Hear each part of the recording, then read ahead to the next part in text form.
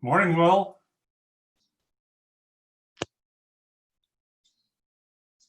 Morning, Thad.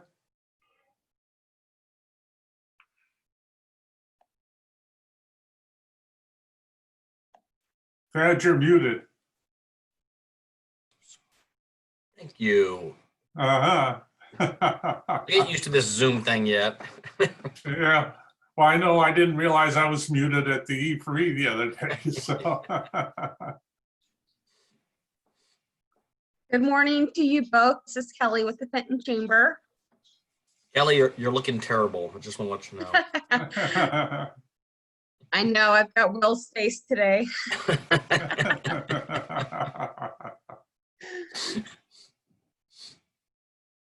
Oh, Thad, you know, the second item on the list? Yes. Yeah, I thought we could each offer an example. Mine not how not to, and yours how to.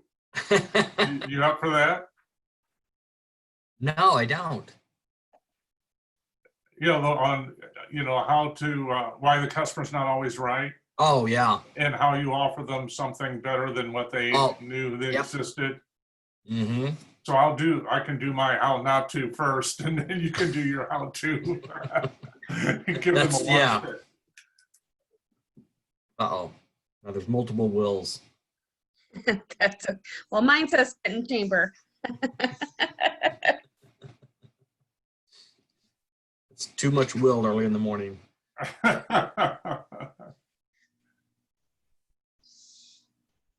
That's We'll give people another minute here to pop on, and then we'll get started.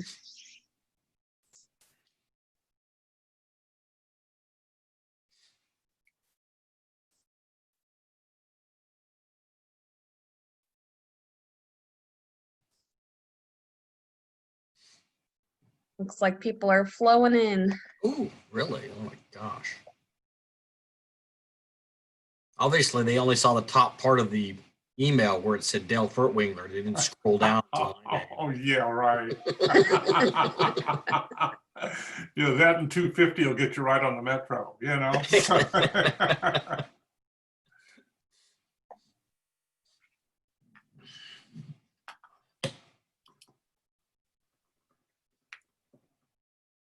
Okay.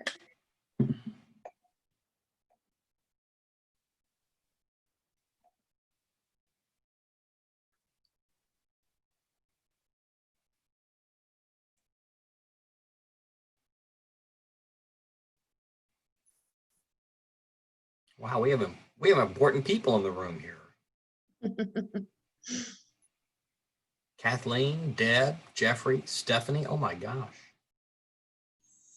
Veritable who's who of important people.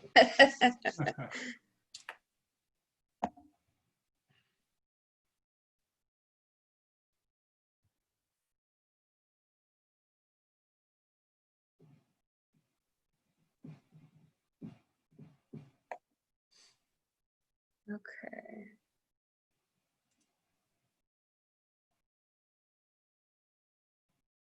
All right, well, it's a couple minutes after 8, so let's go ahead and get started. Okay. Does that mean you're doing the introductions? I'll have you introduce Dale, but yeah, screen my left, or my right, actually, on my screen. But Dad, if you want to introduce Dale, since you have good knowledge about Dale. I know we had Dale at one of our luncheons last year, I believe, speaking about confidence, and he was wonderful. So Dad, take it away. Oh, well, let me introduce you to Dale Furtwengler. If you don't know Dale, he's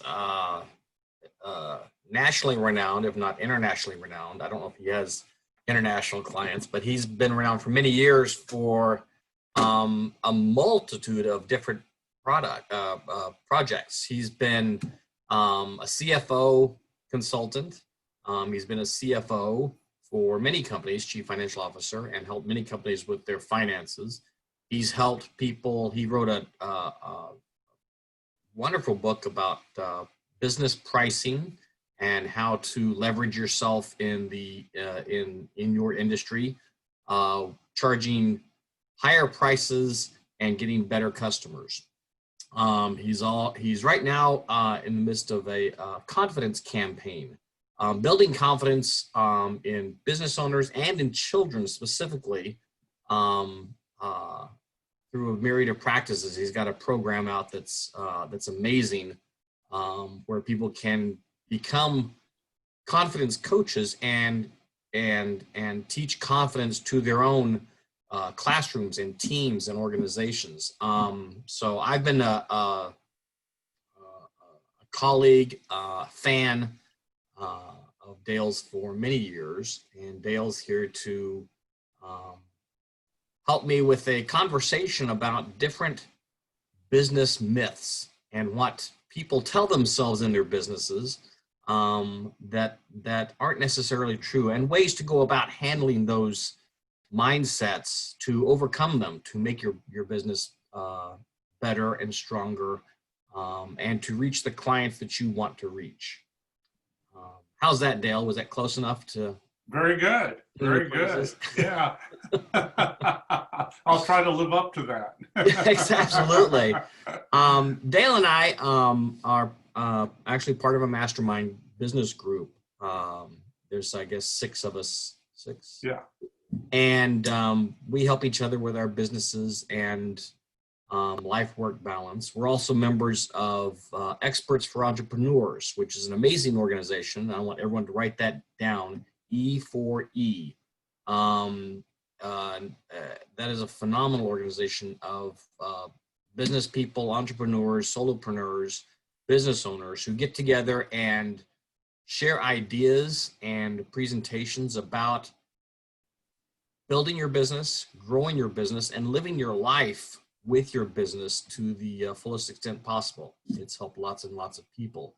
So in the conversations that Dale and I have had over the years, we've discussed many of these business myths that people lock in their minds to, that they don't think can be overcome because they just are. And we thought it would be a very interesting conversation to have, to bring up these myths, talk about them. Dale and I come from these ideas differently, because I'm a solopreneur, growing my business into building a team and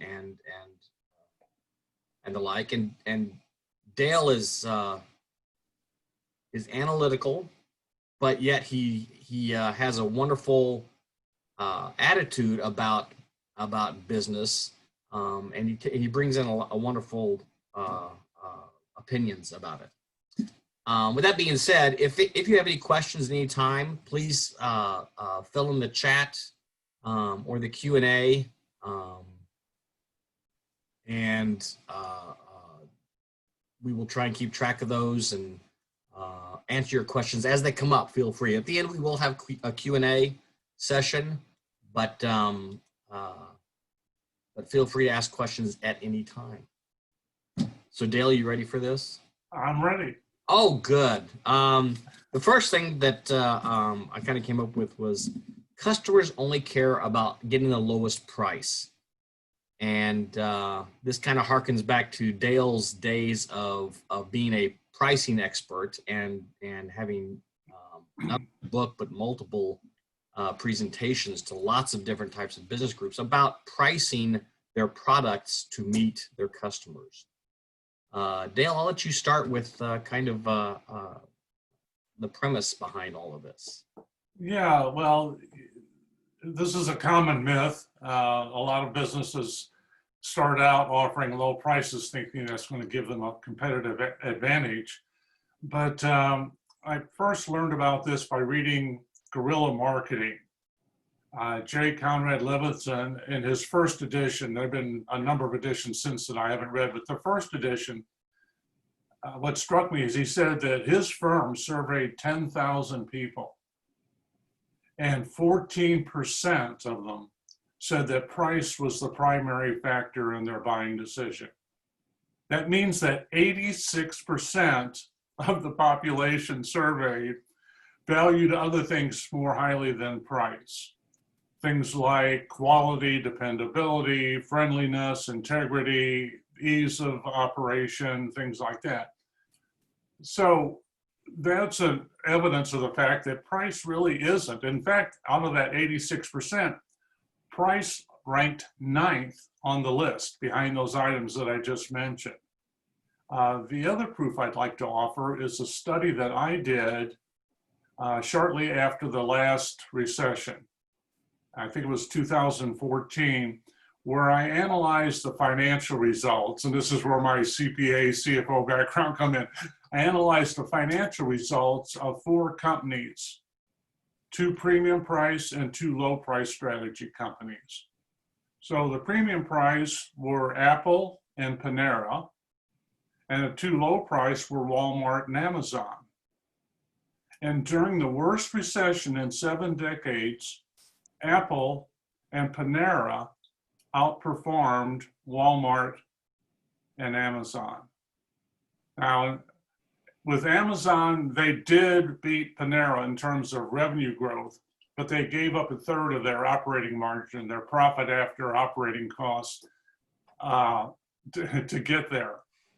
Panera actually improved both their revenues and their operating margin as well.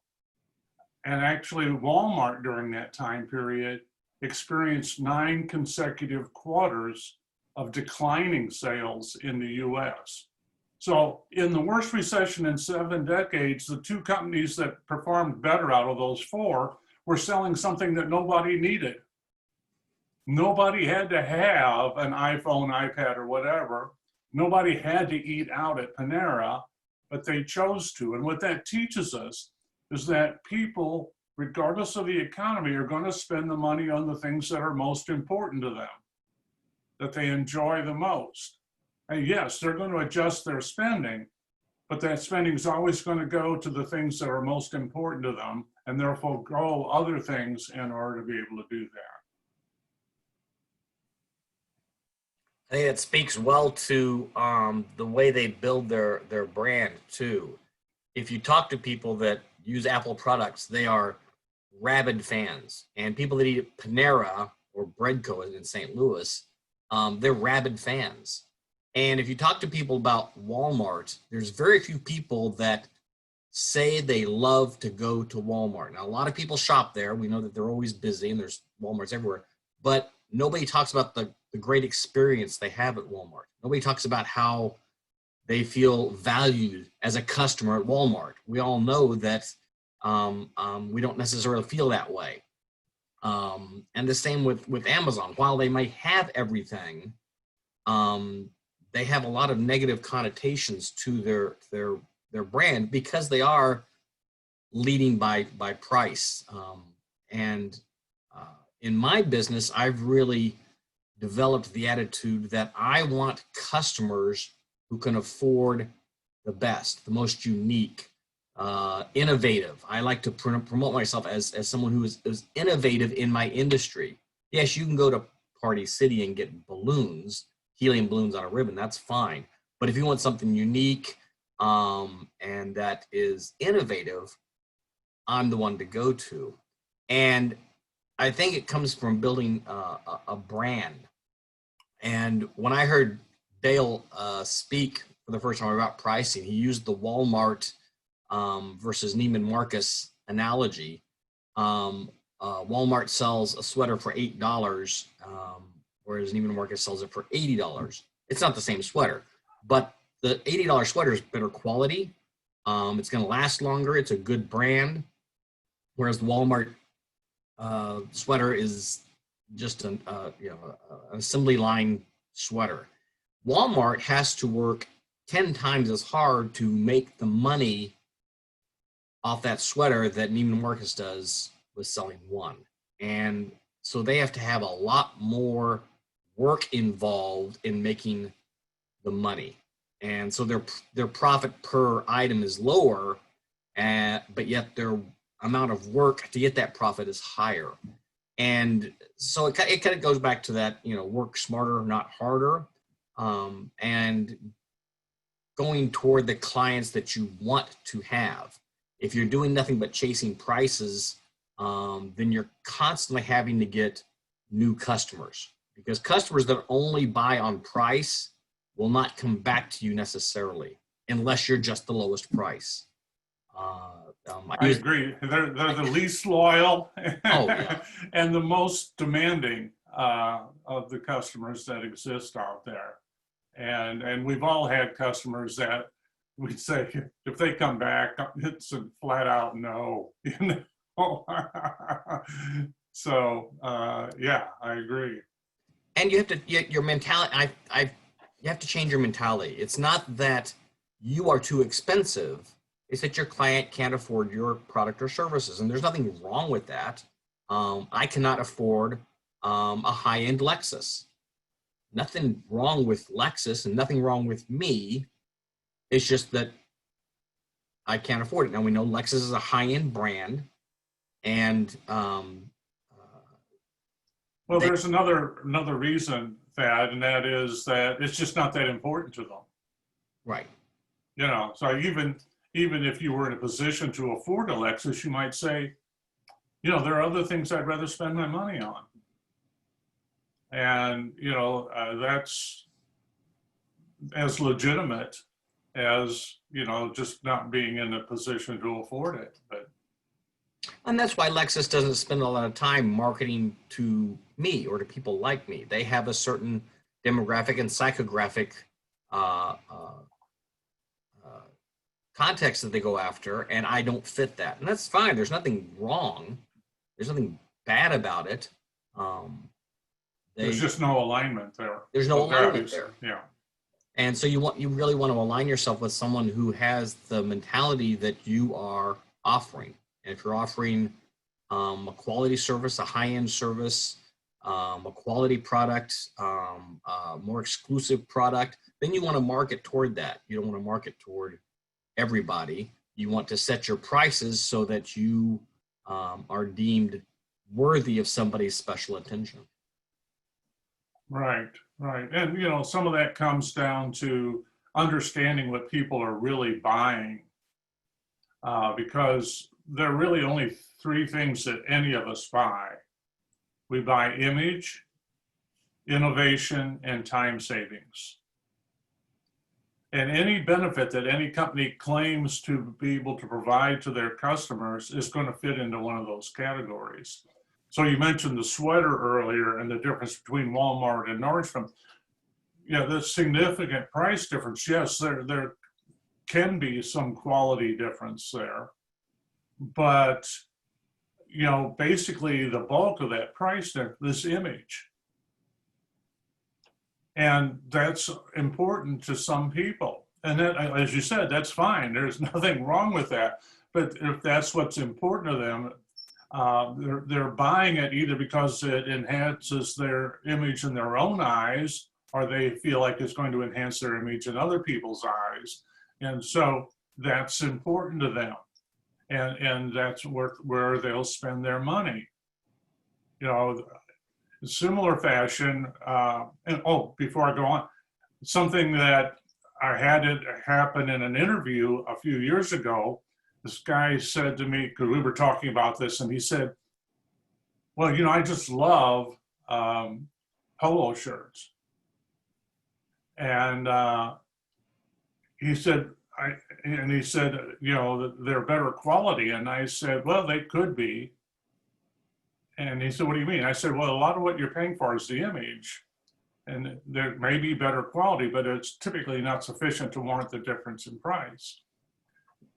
And he thought about it for a moment. He said, you know, you're right. He said, now that I think about it, I realize that the collars and the cuffs wear out more quickly on my polo shirts than they do on the ones I buy for knocking around the house. So there may or may not be a quality difference, but primarily what they're buying is image. A second thing that we buy is innovation. It's the latest and greatest of whatever interests us, you know. So the people that stand in line overnight in the cold for an iPhone or new iPad, which is what happened in those early years, it's because they either love it They just love the technology and they want to be one of the first to have it. Or they want the image of being somebody who loves that and wants it. So either way, you know, they're going to pay a premium price for that because that's where their interest lies. And the third element is time savings. So if it's going to save us some time, we'll pay for that. And that's it. I mean, those are the only three things they're buying. So when people understand that, when we as business owners understand that, and we frame our marketing messages in the context of those things, then we increase the odds of attracting the right kind of buyer for us. Absolutely, that's absolutely the way to go about it. We're going to move on, but if you have questions about pricing and you want to help change your mindset, Dale does have a book. I don't make any money off of this. It's called Pricing for Profits. I think it's still available out there. I bought my copy many years ago, but it does help adjust your mindset to charging a price that will garner the right type of customer. And you might be able to find it out there. Some of the bargain bins on Amazon, I think, have it for sale. So you can find it out there, but it's a great book. Let's see, number two thing I have here. The customer is always right. That is a business cliche that goes back to, I think, the first time a caveman sold a rock to another caveman. That the customer is always right. And you'll hear customers say this from time to time. And I think it's a myth that has done a lot of harm, but I think there are ways to get around it. I think there's ways to navigate that mentality. Dale, I'll let you start on this one. Well, you know, actually, I think you probably ought to handle this one because you've got a great way of helping customers understand what's available to them that they're not even aware of. And so what I'm going to suggest is that we each offer an example, and I'll offer an example of how not to or why not to do, believe that the customer's always right. And then you can share with the viewers, you know, ways to offer things in a way that people actually are better off than they would had imagined they could be. Okay, is that fair? Sure. Yeah. Okay. Yeah. Well, as I said, my example is a how not to. Shortly after my book Pricing for Profit came out, and I refocused my business on pricing.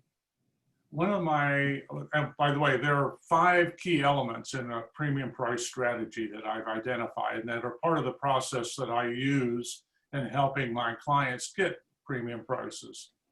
And in the early stages of that rebranding, I had a prospect who said, well, I only want these 2. And I, you know, like most business owners, I want to be accommodating. And I said, yeah, okay. So we did that. About a week after we'd finished that project, my client called and said, man, I can't believe how excited people got, you know, with my tagline and they fit my profile. And it was, there was so much excitement and it kept growing as I explained what I was doing and what they were going to get. And then they asked me, what do you charge? And I was going, I didn't know what to say. And the whole deal fell apart. And what I realized at that point was that I had done a disservice to that client, not intentionally, but I hadn't thought through the process well enough because I really knew that all 5 elements were essential to success in getting premium pricing. And I had either forgotten it or overlooked it or whatever. And I vowed at that point, I would never, ever set up a client for failure like that again. And so at that point, a prospect was either going to go with all 5 elements or we just weren't going to move forward because I was not going to be in a position where I was taking their money when I knew that they couldn't get a positive result. So that's the how not to, and the reason why not to necessarily believe in that myth that the client's always right, because they weren't, and it cost them. And you know, I learned a lesson the hard way in the process. So I'll turn it over to you and let you tell them how to do it the correct way. Well, I think I mean, I got a number of examples, but I think with one of the standard ones is for birthday parties. Have any balloon artist at your birthday party making cute balloon sculptures for the kids. Traditionally, and in my industry, it's a standard 1 hour birthday party package. I'll come to your birthday party for X amount for an hour, make balloons, and that's it. And in fact, it's such a standard practice that people will call me and say, how much for the 1 hour birthday party package?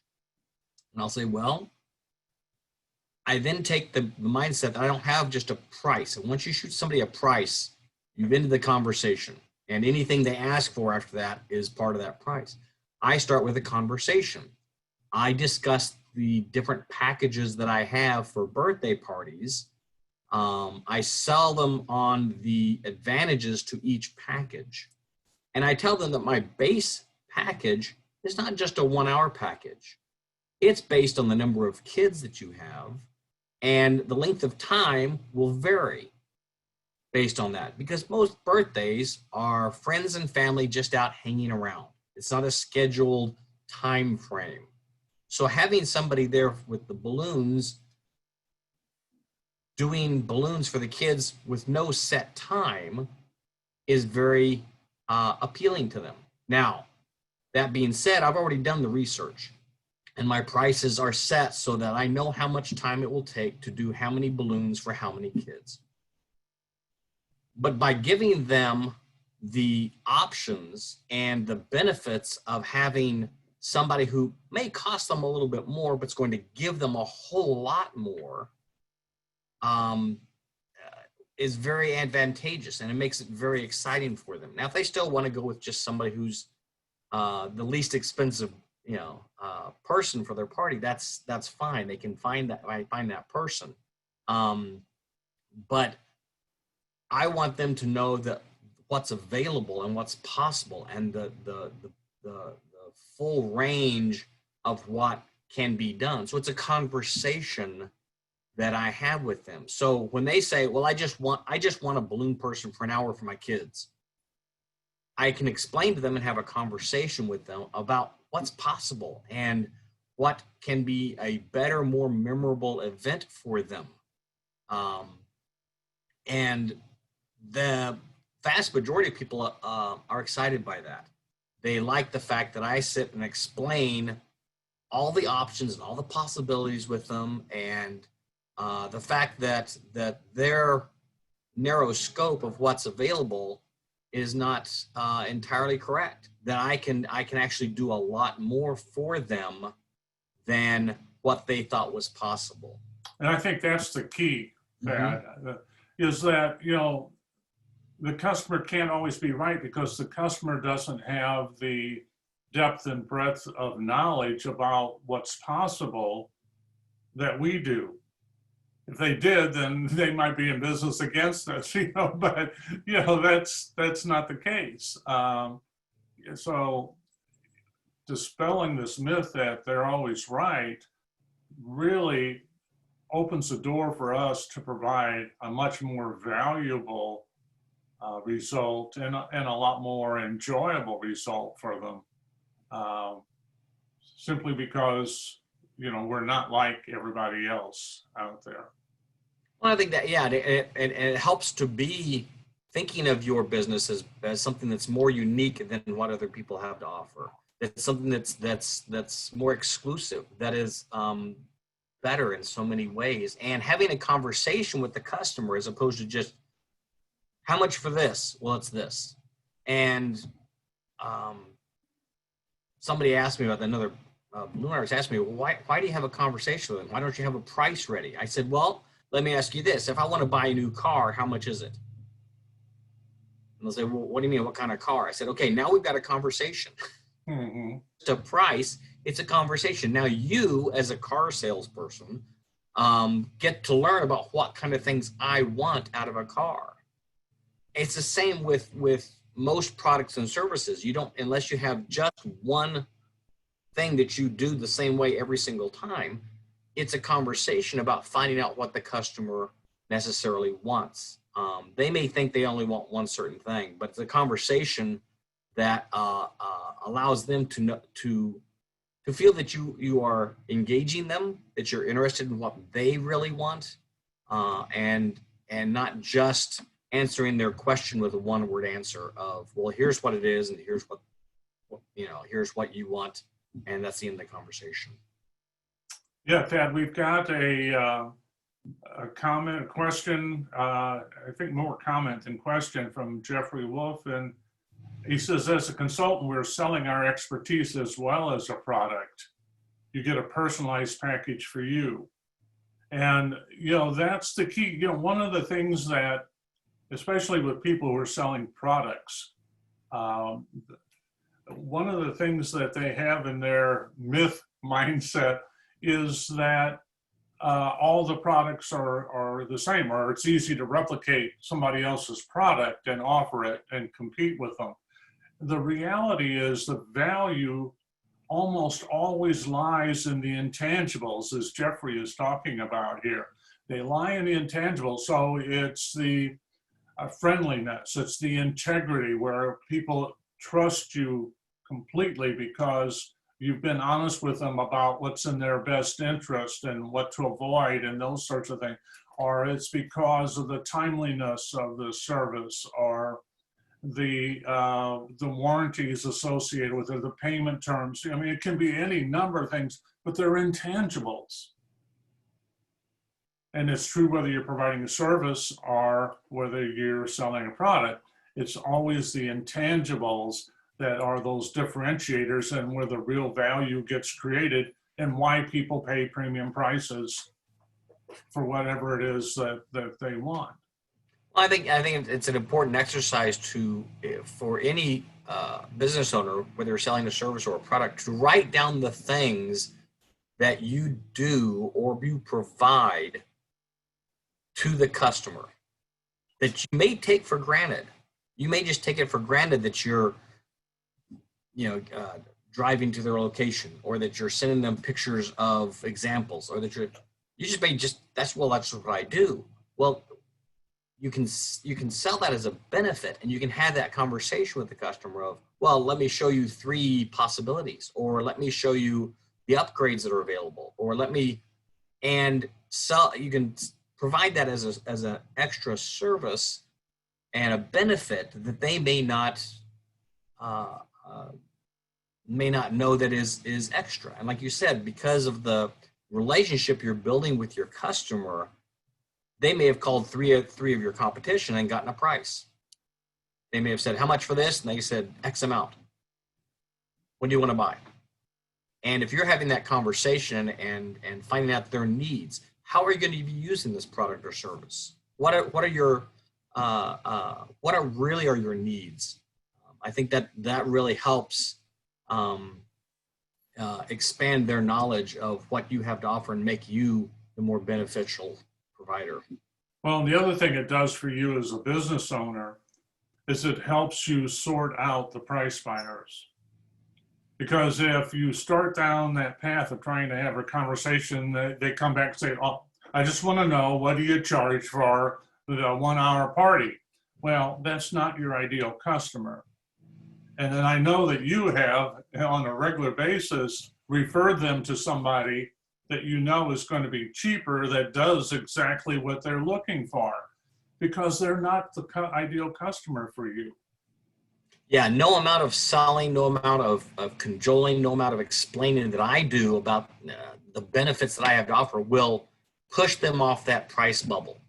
And that's fine. I don't mind that at all. And I'm happy to give them the names of my competition that I know do that. They have a 1-hour package. Here's the price. I don't care if it's 10 kids or 20 kids. And I will give those names, those referrals away. I want the customer to get what they want. I really do. I don't want them to leave angry going, well, that guy didn't help me at all. No, here, I'll help you.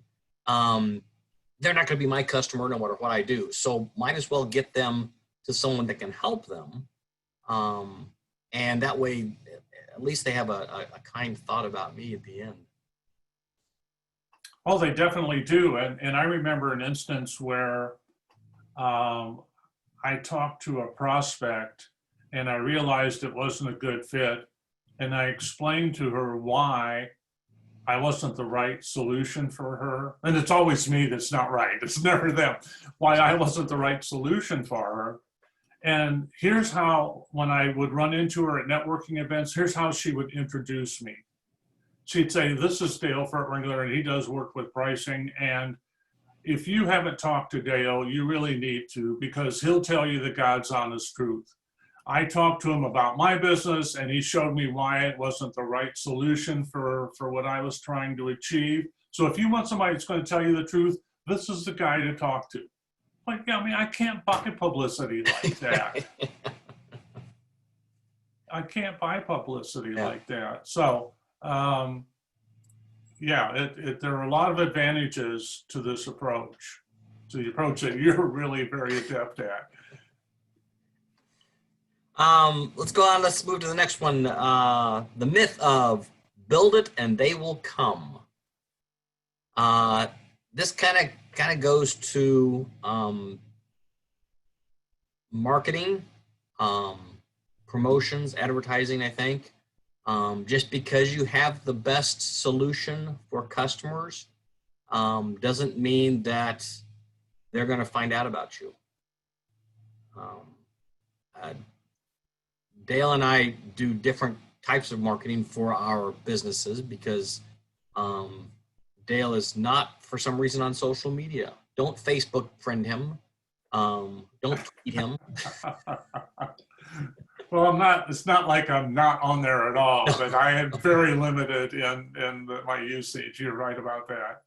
But I think you've done an excellent job of really researching the types of customers. And I know with the confidence thing, you've really researched the types of clients you're looking for and going after them to instill the benefits of what you have to offer.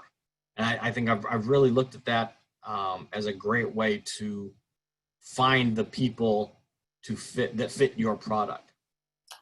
Yeah, I mean, what I do is I create a psychographic profile of my ideal customer. And I've done that in each of the different initiatives I've had over the years, different directions that I've taken. But for those of you who may not be familiar with psychographics, it's a profile based on values, behaviors, and characteristics instead of demographics. And to illustrate the difference, what I found is the easiest way to do that is assume that you own a Mercedes dealership. And you know that all of your customers have six-figure incomes and they live in certain zip codes. Those are the demographics and they're accurate. But what they don't tell you is why there are people in those zip codes with six-figure incomes that are buying Hummers, Lexus, Audis, BMWs, and so on and so forth.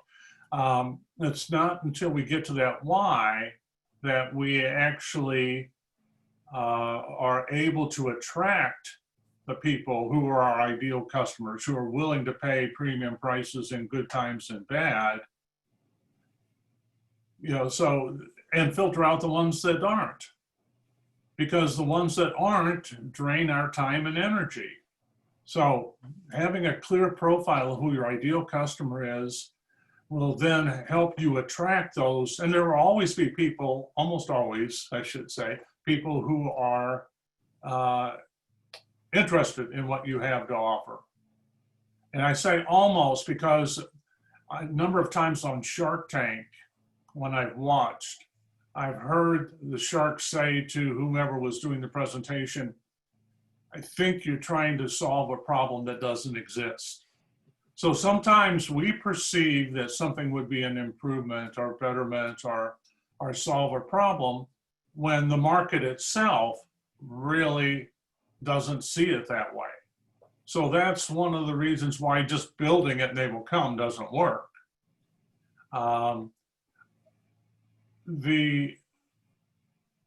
Jay Abrams, in his book, I'm going to look at the title here, Getting Everything You Can Out of All You've Got, says, don't go through the trouble of creating and then a huge rollout until you've tested it. So when you've got an idea, a concept, and especially this is true in service offerings as opposed to products, because products, you have to have the finished product there in order to be able to sell it. But with the services in particular, you can just get the concept, get a brief outline of what it is that you're going to provide and what benefit they're going to get, and then test it with 10 or 20 people and see what kind of reaction you get.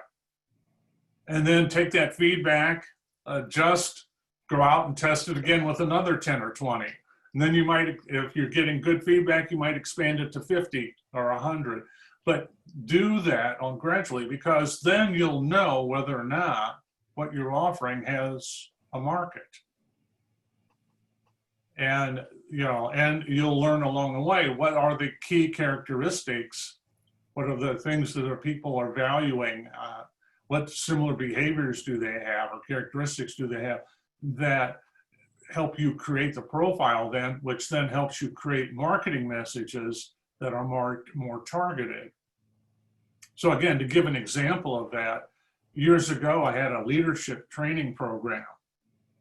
And using this system in corporate, my team and I cut 16,000 hours out of a 40,000 hour annual budget. And when in business for myself as a part-time CFO, one of my clients cut her billing cycle from 3 weeks to 2 days. So I had some pretty good results to go to market with. And so that was my marketing approach. If you want results like this, give me a call. Well, I got tons of calls, but my close rate was abysmal. And, when I got serious about trying to figure out why, what I realized, there are 3 types of managers. There are autocrats that view employees as automatons. So you key in the instructions and flip a switch and they better darn well do what they're told. There are paternalists, people who feel a moral responsibility to provide employment to people who aren't necessarily top tier, and consequently they don't expect a lot of them.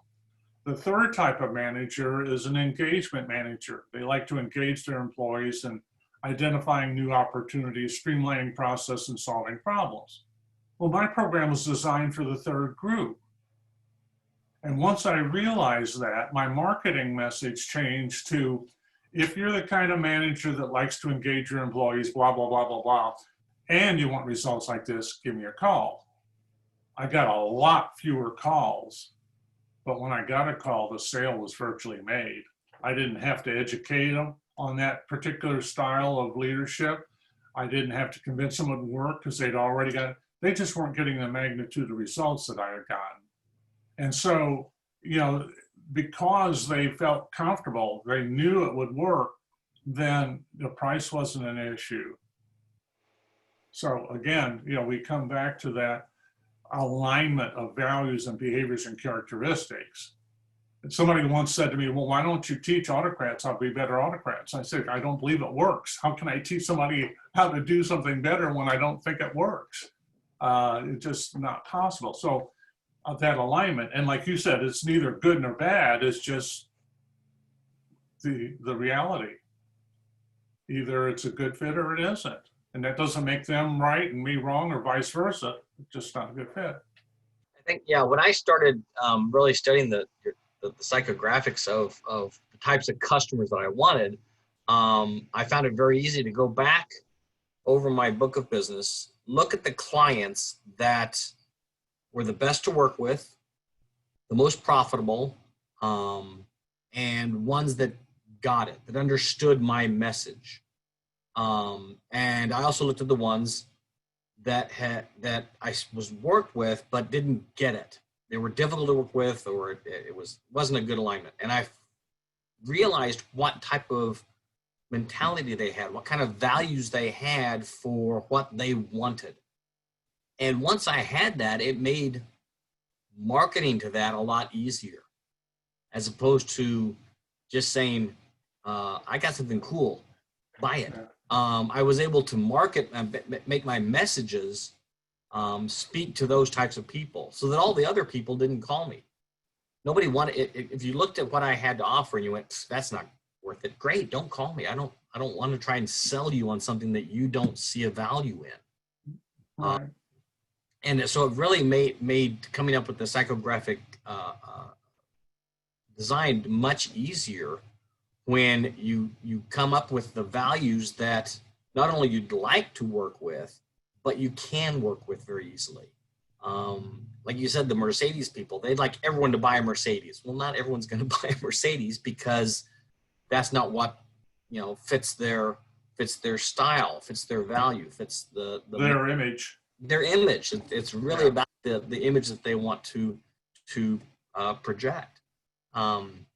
So just because you build the best that's on the market doesn't mean that that everyone's going to flock to you, and not that you want everyone to flock to.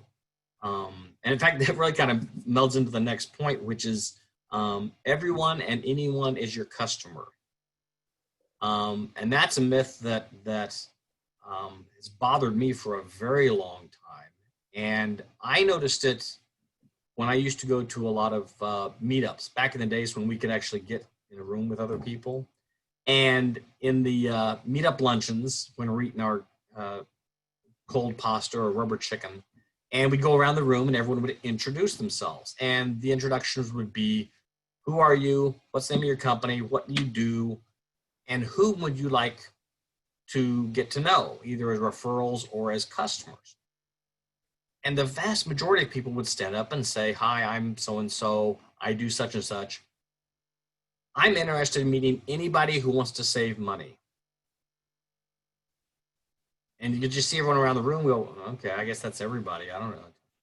As opposed to speaking to, I'm looking for customers who live in 5-bedroom homes with privacy fences about their yard work. Well, that's very specific. And it gives everyone in the room a mental picture of the type of person that you want to get to know, either as a customer or a referral partner. And if you have somebody in mind, then you know that person right away. If you don't, then you can keep that mental image with you, and you'll think of that person when that kind of situation arises. And you can't think that everyone is your customer.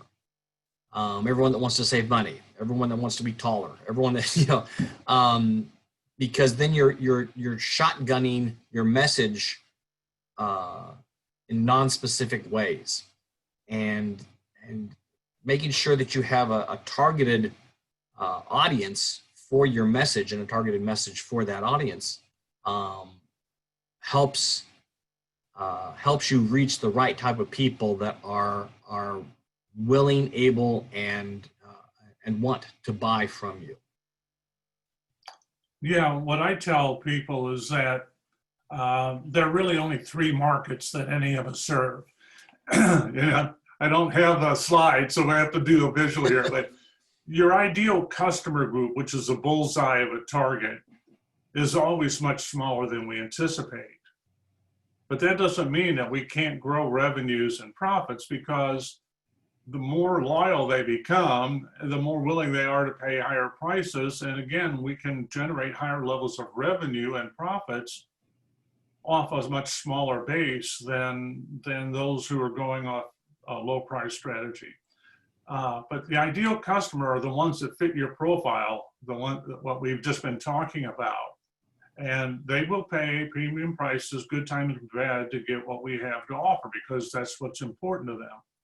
Now, the next circle out on the target is the ones I call moderately interested. And these are the people that really don't value what we have very highly, but in good economic times, when they've got higher levels of discretionary income, or if it's a business, profits are rolling in quite handily, then they're going to spend money on things they typically wouldn't.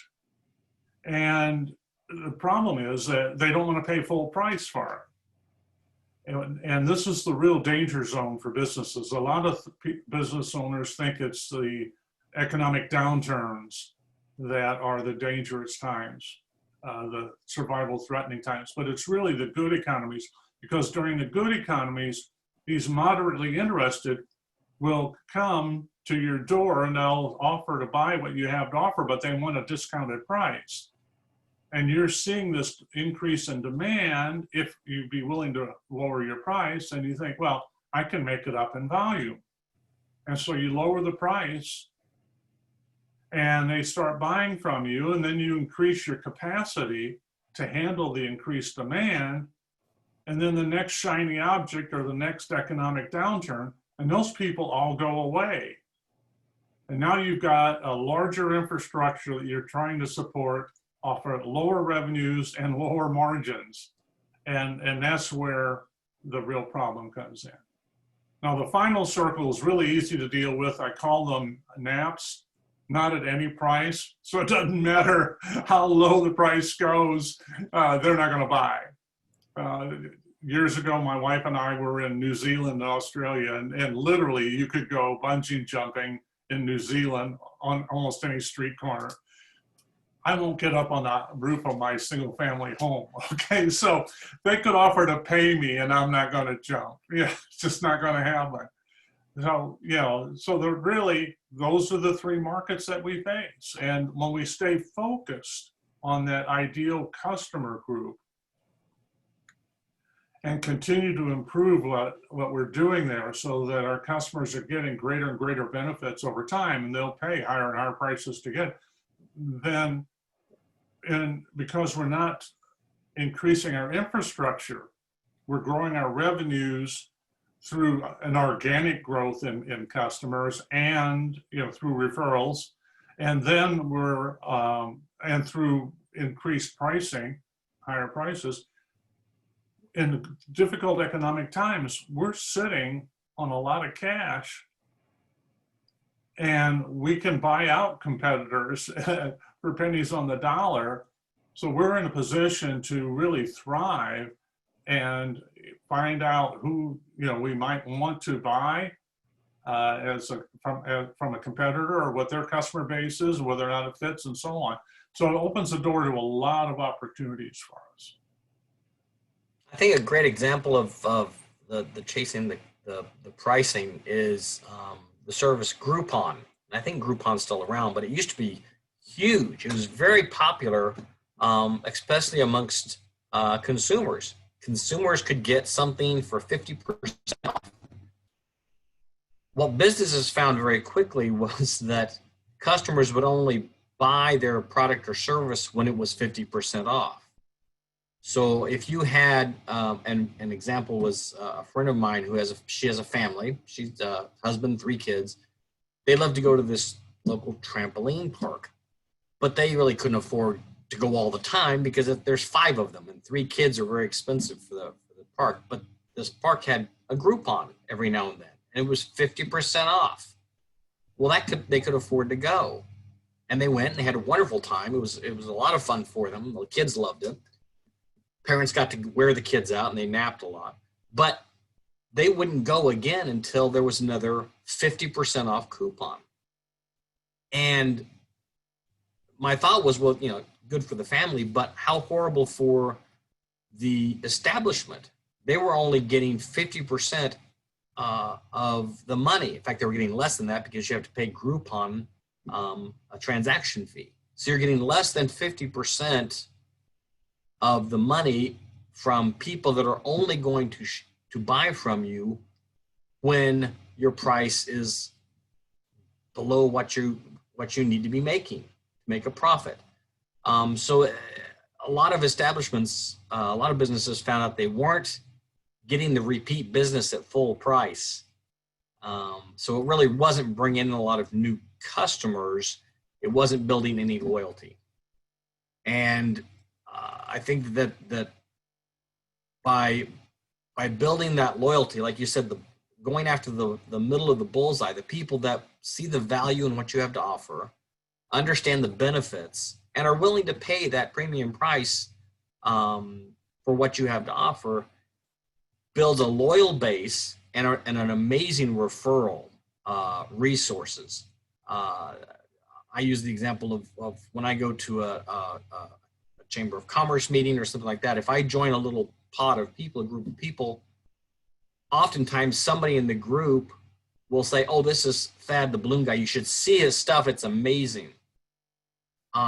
Which is wonderful. I appreciate that, but it's something I can't say.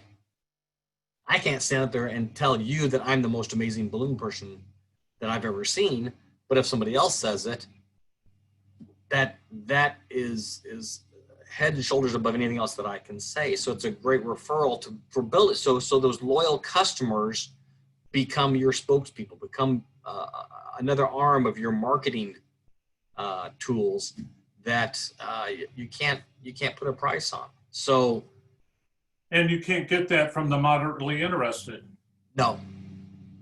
You know, I mean, the example you used with the trampolines, I'm sure on rare occasions they might make a comment that that's where they went, you know, shortly after they went there and that they had a good time. But they're not going to tout that on a regular basis because it's not valuable enough to them to pay the full price to get it. And so whether it's consciously or subconsciously, they're not going to refer something that they don't necessarily feel is affordable, okay, or important enough, because, you know, they weren't willing to pay full price for it. Yeah, and somebody just made the comment I had the thought too, is like they'll say, we had a great time at this trampoline park, but we got a Groupon for it. So yeah. it's like, well, then you're just shooting yourself in the foot big time, because now they're building an audience for you of people that will only pay you half of what you want to charge. So, well, and people tend to forget the message they're sending when they discount their prices. And that is, well, it's not really worth what I was asking to begin with, you know. So we're just about at the, is that right, Kelly? We're about at the end of time. So we're supposed to go till 9 o'clock. It was almost 9 o'clock. And I know that a lot of our conversation revolves around pricing, and because that's really a main focus of your business. You're in business to make money. And if you're not, then it's a hobby, and, you know, good for you. I doubt that many of you have competition that are hobbyists. I do. So it's fun to deal with those people. And I deal with them on a lot of different levels, and we've kind of discussed some of those, but pricing is a huge one, because I want to make a profit. And so it's kind of at a core of a lot of what businesses need to do. Yeah, I think one of the things we're trying to accomplish today with these discussions is show people that you can have a good, thriving business without working yourself in the ground when you are more aware of who your ideal customer is and what it is they value and how much they value it, and you get compensated accordingly. I mean, one of the things that caused me to write the book is that virtually every CFO client I had was sorely underpriced for the value they were providing. And the problem was they didn't know how to quantify the value. And with a CPA background, you know, that's what we were taught to do, you know. So I was able to help them raise prices, and I wrote the book because there's a limited number of people that I could help in my role as a part-time CFO. And if I could communicate it in a book that would enable them to do this on their own, business owners to do it on their own, then, you know, it was a worthwhile effort. Very good. So I would highly suggest you Google Dale Furtwengler. He's got some great books out there, and some great information that can help you in your business. Kelly, do we have any information? Do you want to say anything about any upcoming meetings or any other chamber stuff? We can turn it over. Well, our next luncheon is on Wednesday, October 7th. It will be at Andres West. We'll have some, especially during election year, we typically try to have some of the candidates out to kind of speak their piece. I know it's not everybody's favorite topic these days, but you know, it's important to at least give them the platform at the chamber to do that. We are still at a 50 attendee capacity with the county guidelines, but we are working within those parameters.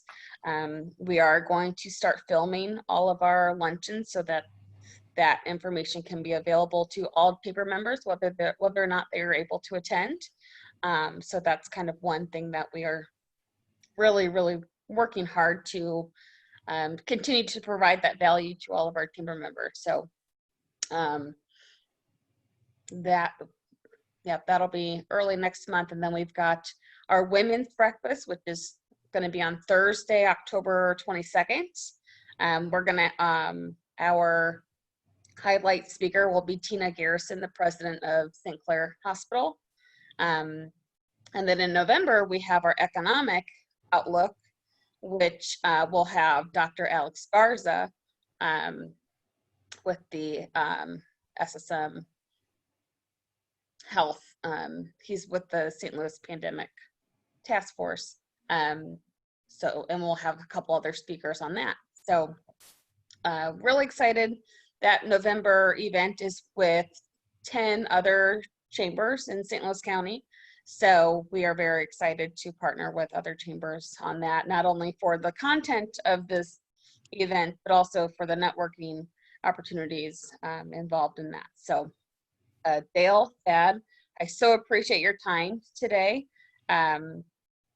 If anybody has any questions, you can either email me or you can contact Dale or Thad directly. And we'll have this video uploaded to YouTube. Hopefully by the end of the week. I would imagine it'll probably be in the next day or so. But if we do have a special playlist on our YouTube channel with all of these virtual events that we've done, so you can kind of go through that, go to that playlist and pick out a video that you'd like to watch. We've had some incredible, Thad can attest to this, we've had some incredible speakers doing these since March virtually. But we, you know, Thad and I talked early on and we found that it was vital to continue to provide this particular segment to our members. So thank you guys so much. Truly appreciate your time. Great information, wonderful. I especially enjoyed the customer's always right topic. My significant other and I, we always talk about this. He's in the retail business. We always talk about that because it's true. The customer is not always right. Sometimes they are wrong. So really enjoyed everything. And if you guys have anything else, I'd be happy to get it out to the chamber. So let me know. And with that, thank you guys so much. Have a wonderful day. Looks like Jeff said home run, guys. Melissa said thank you to all, very helpful. So appreciate you guys so much. Very well. My pleasure. All right, guys. Everyone have a great day and we'll see you on the next one. Bye-bye.